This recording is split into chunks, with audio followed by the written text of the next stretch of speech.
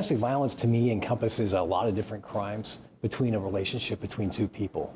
They could be the same sex, the opposite sex. It could be a special relationship. It could be roommates.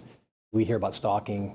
That's very common. Cyber stalking, but it's a simple assault to an aggravated assault. There are warning signs, the controlling behavior, but it encompasses all criminal acts with the exception of theft.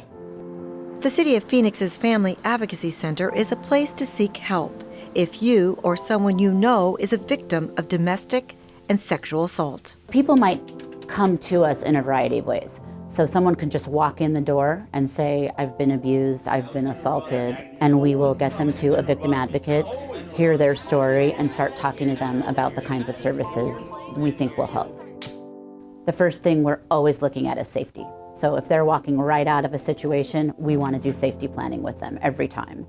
They also provide long-term services for trauma, physical, emotional, psychological, as well as financial support. There's the enforcement side of victim crimes, and then there's the human service side of victim crimes. We have 2 police bureaus in the building, which is the Family Investigations Bureaus, who works with victims of domestic violence, missing persons, victims of sexual assault, and they're doing the investigation piece.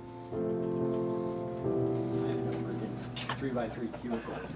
Same thing on the child crimes side. The Child Crimes Bureau is working with families to make the arrests and move towards prosecution.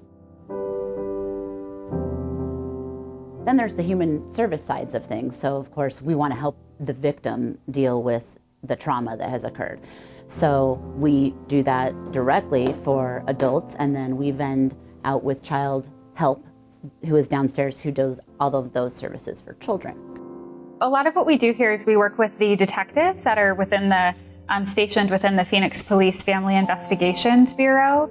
And so they send us a lot of referrals where we are going to initiate victim contact and talk with them about what they're needing. So safety planning and orders of protection, maybe they need some rental and utility assistance. And so from there, we would provide the appropriate community referrals to various agencies within the city and also outside of the city of Phoenix.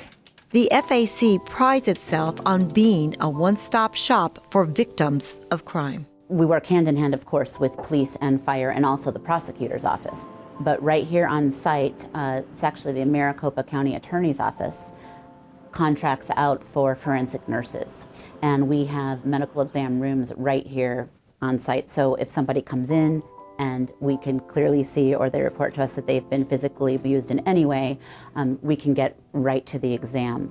Last year alone, there were 279 adult and juvenile victims who filed sexual assault reports at the Family Advocacy Center.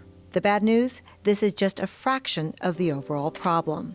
The good news is the FAC is helping victims every single day to get back to their lives. When you're in an abusive relationship, I want to say that it gets hopeless. You get to a point of being hopeless, and sometimes your identity as a person has been demeaned by this person. They've worn you down verbally, physically, but we will help you. The police will help you. I have advocates that will help you.